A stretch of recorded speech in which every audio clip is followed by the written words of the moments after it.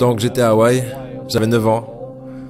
Mon père était directeur pédagogique, vous savez, avec un doctorat. Un homme très intelligent, un mec bien. Et pour une certaine raison, nous avons déménagé de l'autre côté de la ville. Et j'ai été dans une école avec des enfants riches. Quand soudainement, j'ai réalisé que j'étais pauvre parce que c'est relatif. Vous savez, comme Einstein l'a dit, tout est relatif. Et donc je me souviens lever la main quand j'avais 9 ans, en parlant à ma professeure de CM1. J'ai dit, quand est-ce qu'on va apprendre des choses sur l'argent? Et elle a dit, on n'enseigne pas l'argent à l'école. Et j'ai dit, pourquoi pas? Et elle ne pouvait pas me répondre. Elle est devenue très frustrée. Elle a dit, assieds-toi, prends ta place. Parce que le système scolaire ne vous apprendra jamais rien à propos de l'argent. Le système scolaire a été conçu pour vous apprendre à être un employé. Ce qui est important, ou un docteur, ou un avocat, un spécialiste. Mais jamais des choses au sujet de l'argent. Et ensuite, je suis devenu curieux. J'ai dit, pourquoi est-ce qu'on n'apprend rien sur l'argent? Elle a dit, va demander à ton père, c'est mon patron. Mon père était le directeur pédagogique. Je rentre à la maison et je lui demande, donc pourquoi est-ce qu'on n'apprend rien sur l'argent à l'école? Et il m'a regardé et il m'a dit, parce que le gouvernement ne nous laisse pas enseigner cette matière. Le gouvernement nous dit ce que nous pouvons enseigner et ce que nous ne pouvons pas enseigner.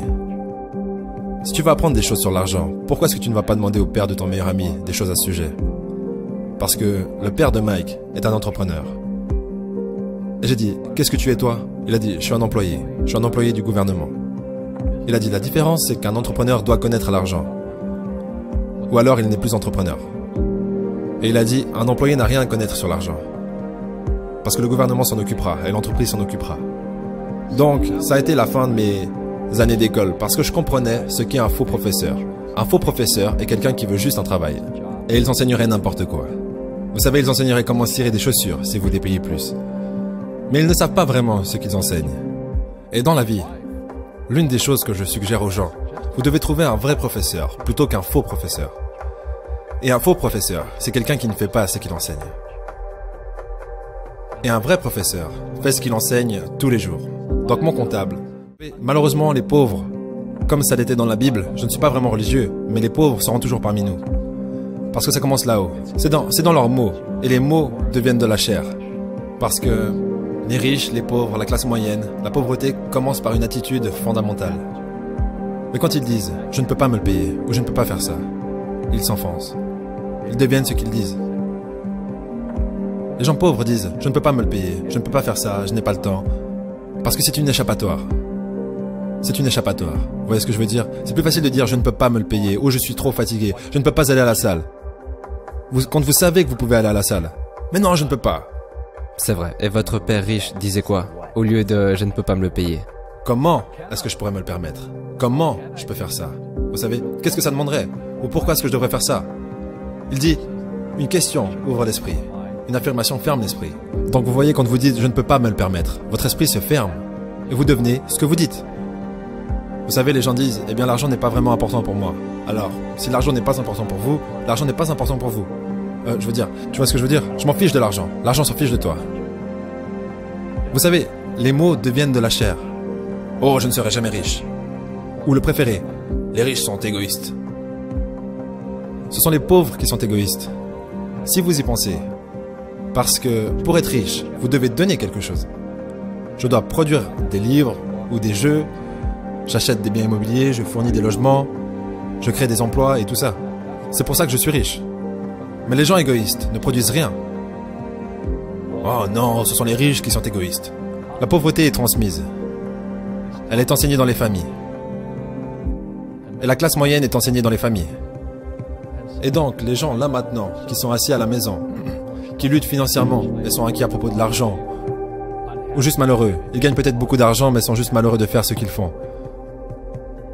Ça vous a probablement été enseigné. Vous savez, votre ego a été éduqué. Trouvez un travail, travaillez dur, ou vous ne serez jamais riche, ou les riches sont méchants, ou peu importe. Et avant que vous changiez votre état d'esprit? J'ai eu des gens qui m'ont poignardé dans le dos, mais tout va bien parce que j'ai grandi de ça. Et c'est ça la spiritualité.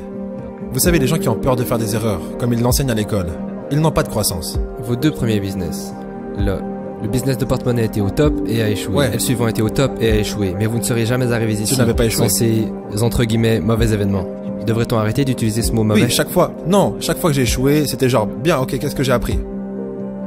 Et les gens en général, la raison pour laquelle ils sont pauvres, c'est parce qu'ils n'ont pas échoué. Vous savez, il joue tellement à la sécurité. Il n'en fait aucune erreur, comme ils l'ont appris à l'école. Ça veut dire qu'ils n'apprennent rien. C'est pour ça que le système scolaire est en fait fondamentalement corrompu. Il est anti-éducation. D'accord. Ne faites pas d'erreur et ne demandez pas d'aide.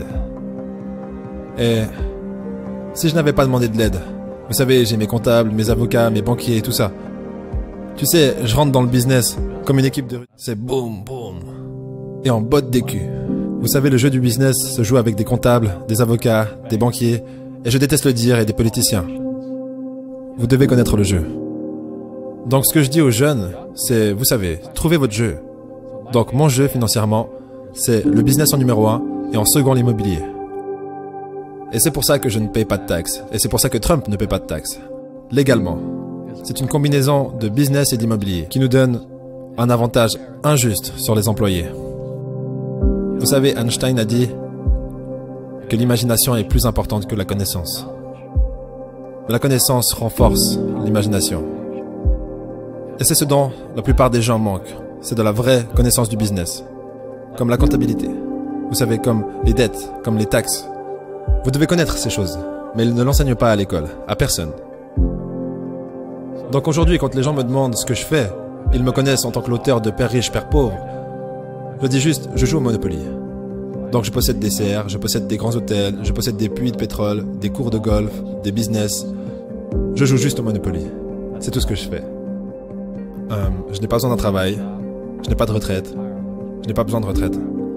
Je ne veux pas que le gouvernement prenne soin de moi. Mais je ressens la responsabilité sociale d'enseigner. Vous voyez, les gens me disent, pourquoi tu donnes pas de l'argent aux pauvres? Le seul problème avec ça, c'est que ça crée plus de pauvres. Donne un poisson à un homme et il pêche, il mange un jour. Ouais, vous donnez un poisson à un homme. Et vous avez beaucoup de gens qui veulent plus de poissons. Mais vous leur apprenez à pêcher. Est-ce que les gens riches grincent des dents et disent « Ne leur dites pas, Robert » Oui.